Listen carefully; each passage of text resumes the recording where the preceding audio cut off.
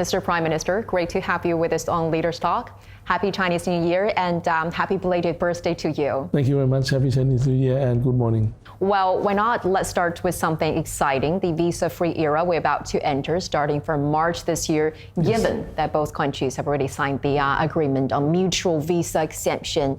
So first thing first, why not explain to us about the rationale for Thailand to make such a decision and how do you interpret the significance of it? I think you have to go back to who we are, okay? Because most of the Thais have Chinese heritage. Okay, our ancestors came from China, and we always have a pleasant relationship between people to people, the Chinese. Thai like to travel a lot to China. There are many cities that the Thai like to visit. Beijing, Shanghai are the main, but there are many other cities with multicultural diversity. Yeah, that our people would like to go. Okay, and likewise, Chinese has been number one tourists to come and visit Thailand the last 10 years. Since we assumed the office in early September, we realized that the Golden Week, your Golden Week, will be starting in sometimes late September to early October. Yes, that's right. So one way of stimulating the economy is through tourism. So we believe that if we do the visa-free policy for the Chinese to come in, that would help to stimulate the economy, the local economy, and that would be a nice gesture towards the Chinese government that we do care about you as our one of the countries that we have a strong relationship with. So those were the rationale.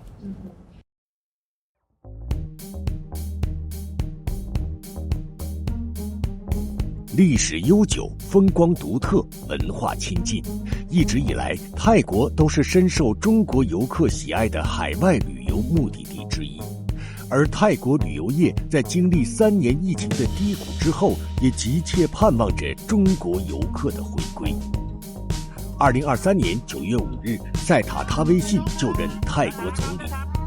1周后的9月13日，他就宣布泰国单方面给予中国公民5个月免签政策。今年1月28日，中泰2国政府在曼谷签署互免签证协定，该协定自3月1日起生效，与此前的免签政策无缝衔接。2月27日，泰国旅游与体育部发布的数据显示，今年1月1日至2月25日，中国游客赴泰数量突破100万人次，在外国游客中居于榜首。ก็จะได้ทำให้นักท่องเที่ยวเข้ามาเที่ยวมากขึ้นนะครับก็ดีสำหรับพ่อค้าแม่ค้าด้วยครับครับดีครับตั้งแต่มีการเปิดฟรีวีซ่าให้กับนักท่องเที่ยวจีนเพื่อจะได้มากระจายรายได้ให้กับชุมชนถ้าได้มีนักท่องเที่ยวจีนเข้ามาเที่ยวอยุธยามากขึ้นได้มาเรียนรู้กับเกี่ยวกับศิลปะวัฒนธรรมโบราณสถานของอยุธยานักท่องเที่ยวจีนครับก็รู้สึกแฮปปี้ครับเป็นมิตรต่อทั้งคนขับและมิตรกับคนไทยที่อยู่ในประเทศไทยครับผมเองก็จะได้มีงานทำเยอะๆครับหวังว่าก็คงได้ไปเที่ยวเมืองจีนสะดวกขึ้นครับอยากไปที่เมืองหลวงของประเทศจีนนะครับที่การก็อยากจะไปนะครับอยากจะเที่ยวเดิมสักครั้งหนึ่งYou have said that Thailand is well prepared to welcome Chinese tourists. Well, sounds very confident. So why not taking this opportunity to share with us some of the supportive measures in place to guarantee the security as well as the overall experience for those international travelers? I think the key words is overall experience. I mean, needless to say, we have sun, sea, and sand, and shoppings, and culturals, and food, and many other things that the Chinese like. Okay, those are given. But again, some of the facts that the government must not forget is to ensure that Chinese tourism are well protected. Okay, whether in terms of the first step that they set foot on Thailand, immigration. Okay, KPI is that the immigration officer need to make sure there is no more than 30 minutes.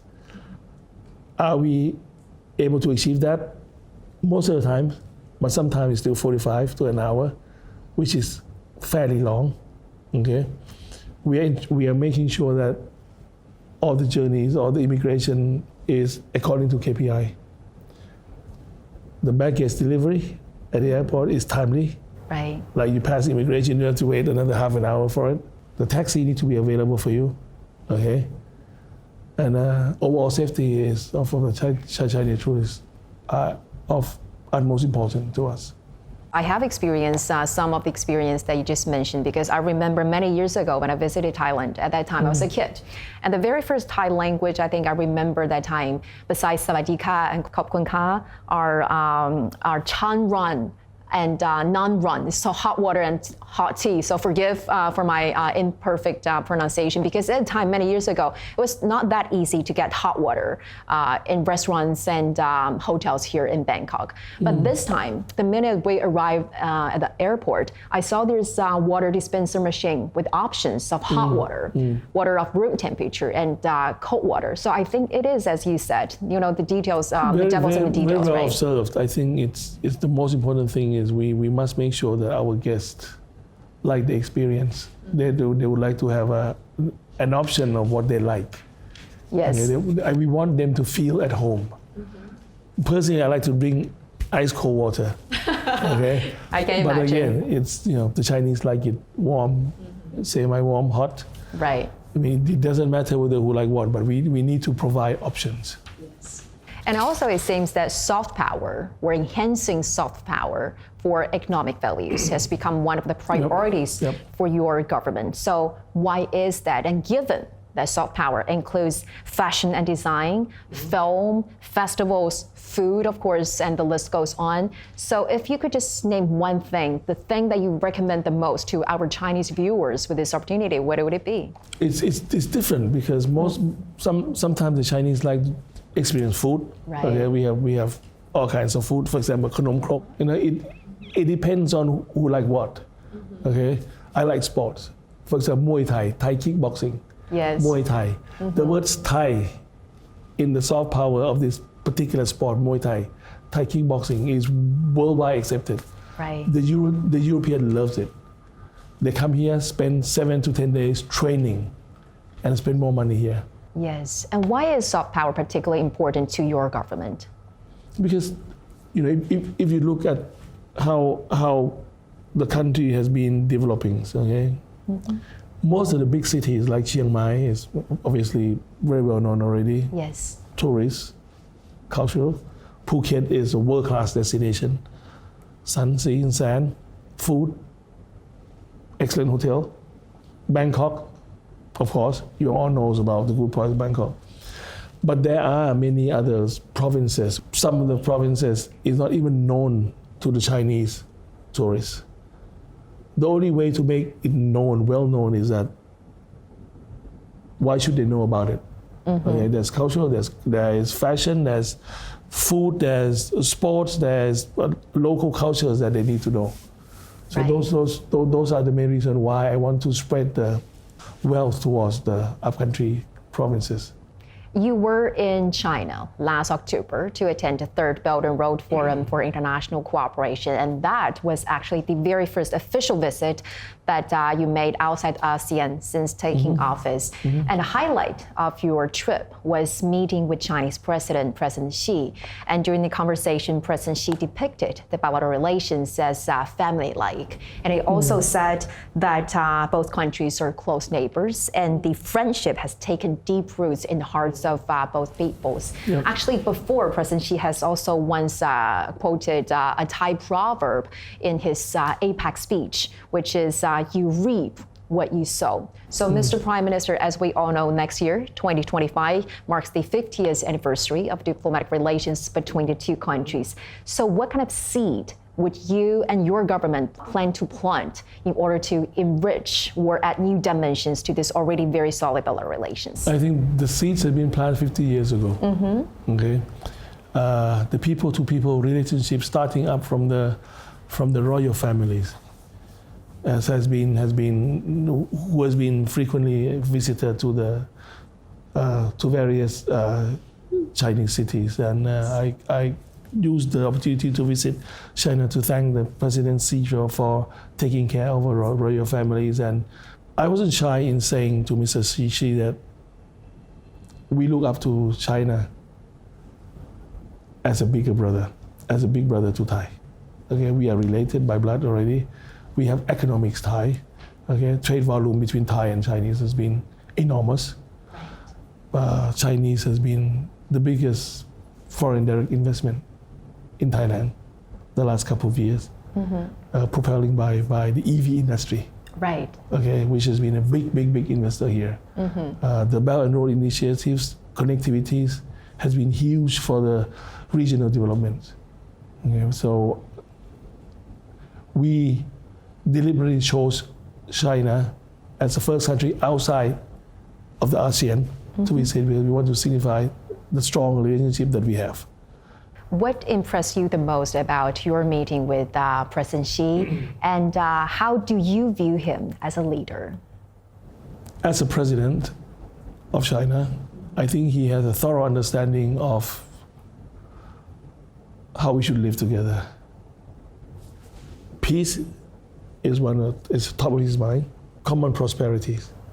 We need to prosper together economically. Trade is always at the top of his mind, which is the same as us. Okay. Whether you like it or not, if we do have money in the pocket, society will be better off. The more money you have in the pocket, the better society will be off. He was very friendly. He understands the need for a smaller country to grow together with China. You also told President Xi that you would like to learn from China's governance experience. So we're curious to know that what are some of the development lessons from China, some of the experience from China's development do you think might be inspirational for Thailand? Poverty eradication. I mean, that's been the success behind the Chinese economy. Yes. And also the use of technology in growing the overall economy as a whole.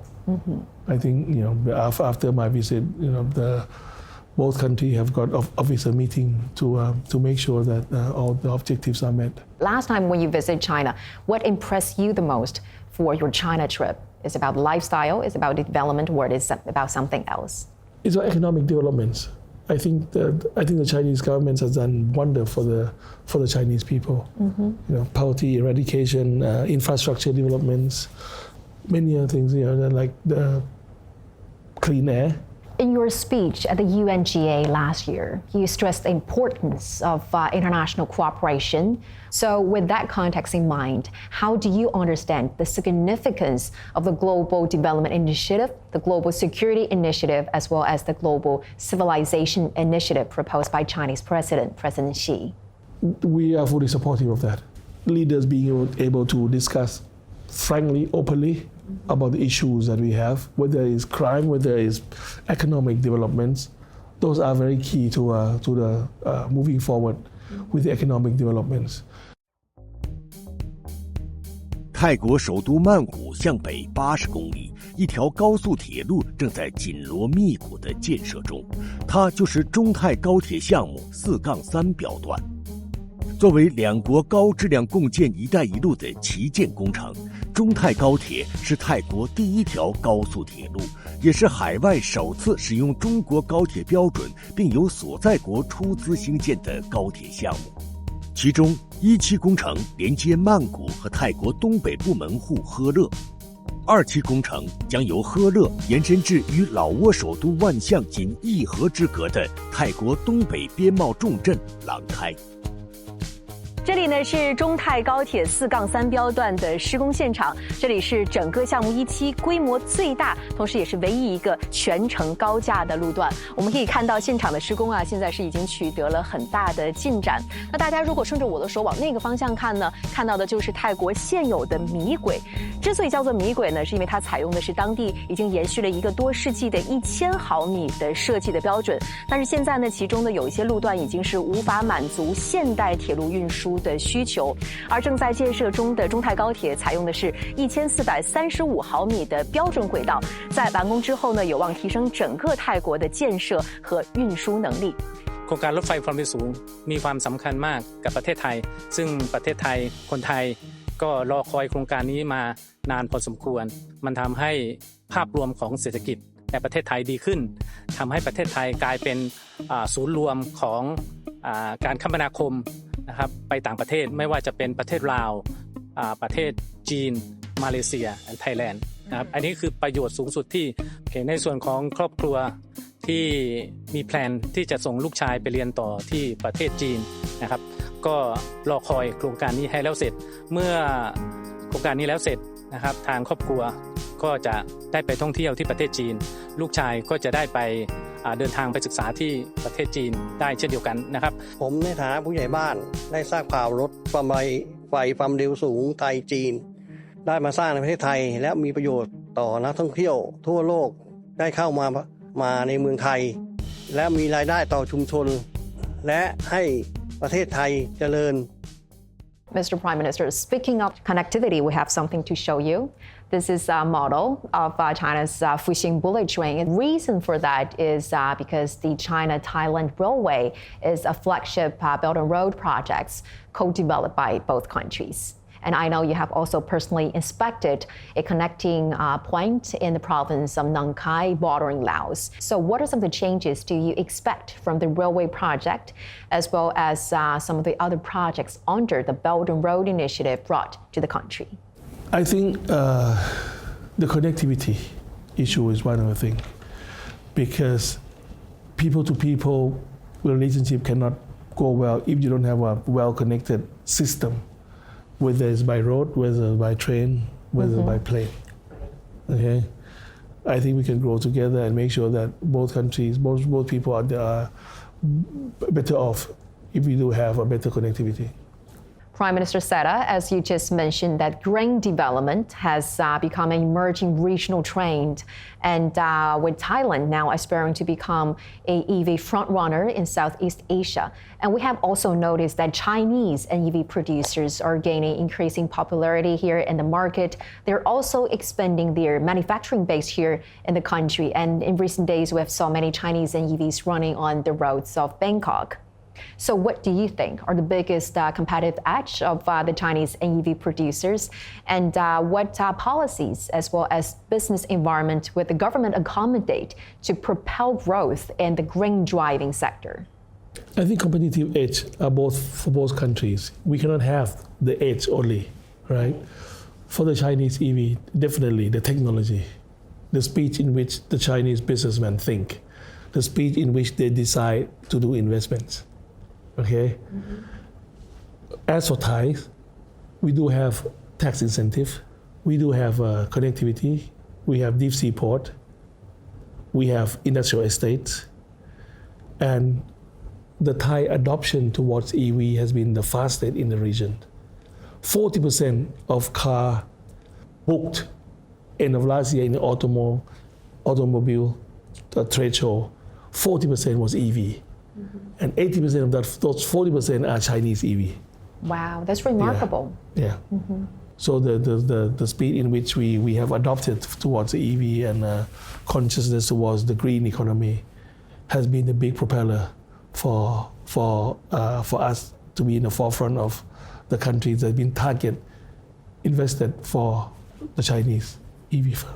Well, apart from the cooperation on grain development, what are some of the new avenues of cooperation do you anticipate in the economic and trade front, given that China now is Thailand's largest trading partner, the top source of foreign investment? With the fast-changing world, AI is going to be one of the most important things. Data center is one of the most important starting point for the AI developments. There are many Chinese firms that look towards making investment into data firm. Like for example, Huawei is a big player here. And we have had a pleasant and productive talk regarding they doing more works here. Right. So not just on EVs, but on the train that you have shown. Yeah, they're looking to be manufacturing here. Can we accommodate all the demands, all the supply that's coming up? We cannot because we already have 68 million people. We want Thailand to be the hub, manufacturing hub for all the Chinese goods. Whatever they have, if they think that we can offer them, please look at Thailand as one of the destination. We want to make sure that all the expatriates that come and work for Chinese firm here feel at home. And I know they feel at home here. So it's also about the overall experience here. Experience, yes. Because you were a very successful businessman. So for those Chinese business who are now having the idea or the willingness to expand their footprint here in Thailand, what advice would you give them? Do come and talk. I mean, come in. Right? If you need government help, government support, the government house is open for you to come and discuss. And I will help facilitate anything that has mutual benefits to both parties. Mm-hmm. We are open for business. I went to China to tell the world that we are open for business. So when you're here, do make a courtesy call. If you think I can help to push your agenda forward, to make sure I can speed up your investment into Thailand. What is so attractive about the Thai market here compared with other ASEAN countries, in your opinion? Geographical position. We're not landlocked, all right? We have the deep sea port, that's the most developed. We have good airport that we get even better. The connectivity is there.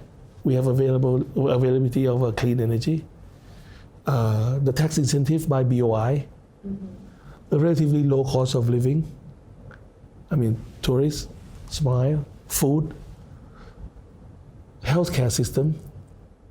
And we have to admit that one of the prerequisites for closer exchanges and cooperation hinge on a safe and secure environment. So on that front, Mr. Prime Minister, how do you envision the cooperation between the two countries on cracking down cross-border crimes, such as telecom fraud, as well as online gambling? Online gambling and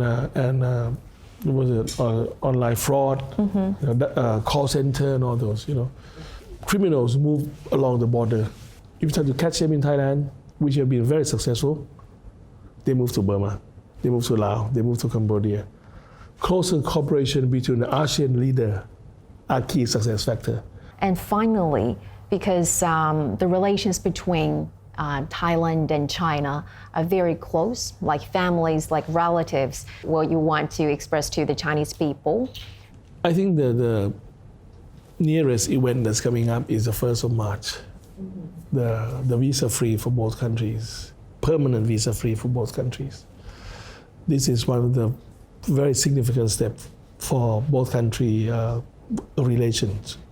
Okay, I would like to use this opportunity to welcome Chinese tourists, businessmen, whoever to come to Thailand, that we will be the good host for you, and you can please be assured that you'll be well taken care of. And needless to say that we are confident that when the Thai go to China, they'll be well taken care of, as always, as they have been. That's great. Thank you so much, Mr. Prime Minister. It was a great pleasure talking to you today, and thank you so much for taking this interview and sharing with us your insights. Thank you.